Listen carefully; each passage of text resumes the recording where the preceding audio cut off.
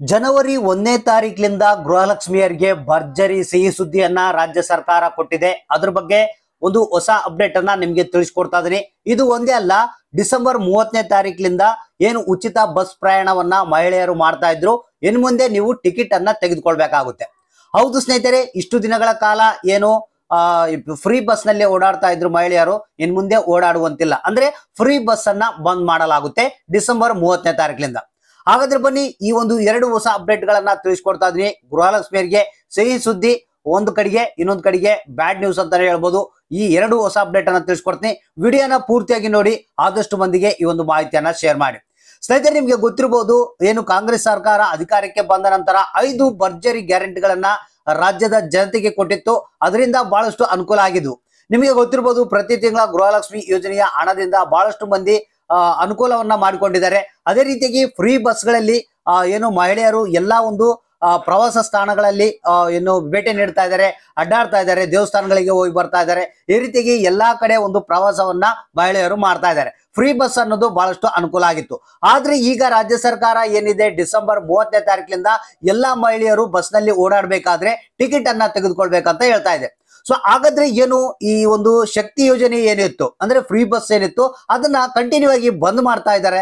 ಯಾಕೆ ಬಂದ್ ಮಾಡ್ತಾ ಇದ್ದಾರೆ, ಮತ್ತೆ ಇದರ ಹಿಂದಿನ ಒಂದು ಸತ್ಯ ಏನು ಅನ್ನೋದ್ರ ಬಗ್ಗೆ ಕಂಪ್ಲೀಟ್ ಆದಂತಹ ಮಾಹಿತಿಯನ್ನ ತಿಳಿಸ್ಕೊಡ್ತಾ ಇದೀನಿ. ಸೊ ಇದನ್ನ ಈ ಒಂದು ಡೀಟೇಲ್ ಆದಂತಹ ಮಾಹಿತಿಯನ್ನ ನೋಡ್ಬೇಕಾದ್ರೆ ಅದಕ್ಕಿಂತ ಮುಂಚಿತವಾಗಿ ನೀವು ಇನ್ನು ನಮ್ಮ ಚಾನೆಲ್ ನ ಸಬ್ಸ್ಕ್ರೈಬ್ ಆಗಿಲ್ಲ ಅಂದ್ರೆ ಕೆಳಗಡೆ ರೆಡ್ ಬಟನ್ ಅಲ್ಲಿ ಸಬ್ಸ್ಕ್ರೈಬ್ ಅಂತ ಇರುತ್ತೆ, ಅದ್ರ ಮೇಲೆ ಕ್ಲಿಕ್ ಮಾಡಿ, ನಂತರ ಬೆಲ್ ಐಕಾನ್ ಮೇಲೆ ಕ್ಲಿಕ್ ಮಾಡಿ, ಅಲ್ಲಿ ತಪ್ಪದೇನೆ ಆಲ್ ಅಂತ ನೀವು ಸೆಲೆಕ್ಟ್ ಮಾಡ್ಕೊಳ್ಬೇಕು.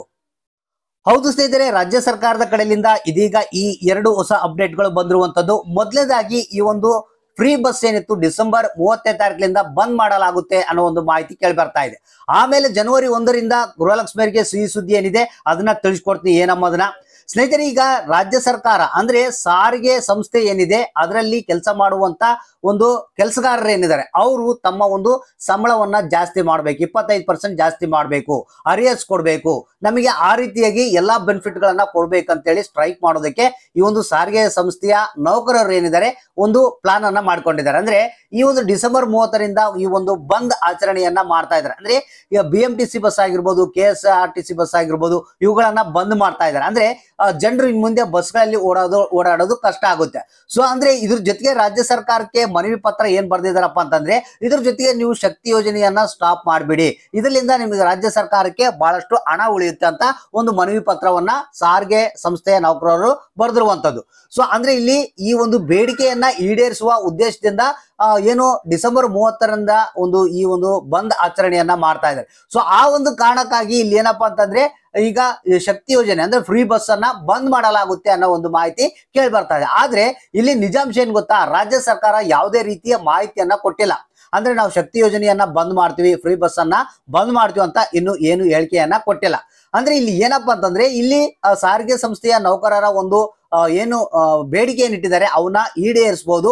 ಈಡೇರಿಸಿದ ನಂತರ ನಿಮ್ಗೆ ಶಕ್ತಿ ಯೋಜನೆ ಏನಿದೆ ಮತ್ತೆ ಕಂಟಿನ್ಯೂ ಆಗುವಂತ ಸಾಧ್ಯತೆ ಇದೆ. ಅಂದ್ರೆ ಯಾವುದೇ ಕಾರಣಕ್ಕೂ ಇಲ್ಲಿ ನಿಮ್ಗೆ ಫ್ರೀ ಬಸ್ ಬಂದಾಗಲ್ಲ. ಬಂದಾದ್ರೂ ಕೂಡ ಒಂದು ತಾತ್ಕಾಲಿಕವಾಗಿ ಒಂದು 4-5 ದಿನ ಅಥವಾ ಒಂದು ವಾರ ನಿಮಗೆ ಬಂದಾಗುವಂತ ಸಾಧ್ಯತೆ ಇರುತ್ತೆ. ಸೊ ಅಲ್ಲಿವರೆಗೆ ನಿಮ್ಗೆ ಏನಾದ್ರು ಬೇರೆ ಒಂದು ಸಾರಿಗೆಯಲ್ಲಿ ನೀವು ಅಡ್ಡಾಡ್ತಾ ಇದ್ರೆ ಟಿಕೆಟ್ ಅನ್ನ ತೆಗೆದುಕೊಳ್ಬೇಕಾಗುತ್ತೆ. ಏನು ಜನವರಿ 1ರಿಂದ ನಿಮ್ಗೆ ಗೃಹಲಕ್ಷ್ಮಿಯರಿಗೆ ಸಿಹಿ ಸುದ್ದಿ ಅಂತ ಹೇಳಿದೆ. ಹೌದು ಸ್ನೇಹಿತರೆ, ನಿಮ್ಗೆ ಗೊತ್ತಿರಬಹುದು, ರಾಜ್ಯ ಸರ್ಕಾರ ಒಂದು ಪ್ಲಾನ್ ಅನ್ನ ಮಾಡಿತ್ತು. ಚಿಟ್ ಫಂಡ್ ಅಂದ್ರೆ ರಾಜ್ಯ ಸರ್ಕಾರದ ಒಂದು ಚಿಟ್ ಫಂಡ್ ಅನ್ನ ತಯಾರು ಮಾಡುವಂತದ್ದು, ಅಂದ್ರೆ ಚಿಟ್ ಫಂಡ್ ಸ್ಕೀಮ್ ಅನ್ನ ಜಾರಿಗೆ ತರುವಂತ ಒಂದು ಪ್ಲಾನ್ ಅನ್ನ ಮಾಡಿತ್ತು. ಅಂದ್ರೆ ಇದರಲ್ಲಿ ಏನಪ್ಪಾ ಅಂತಂದ್ರೆ, ಪ್ರತಿ ತಿಂಗಳ ಗೃಹಲಕ್ಷ್ಮಿಯರು ಏನು 2,000 ಹಣವನ್ನ ಪಡಿತಾ ಇದಾರೆ. ಅದರಲ್ಲಿ ಹೂಡಿಕೆ ಮಾಡಿದ್ರೆ ನಿಮಗೆ ಒಂದಿಷ್ಟು ದಿನಗಳ ಕಾಲ ಅಂತ ಹೂಡಿಕೆ ಮಾಡ್ಬೇಕು. 2,000 ರೂಪಾಯಿ ಅದರಲ್ಲಿ ಇನ್ವೆಸ್ಟ್ ಮಾಡ್ಕೊಂತ ಹೋದ್ರೆ ನಿಮಗೆ ಡಬಲ್ ಹಣ ಬರುವಂತ ಸಾಧ್ಯತೆ ಇದೆ.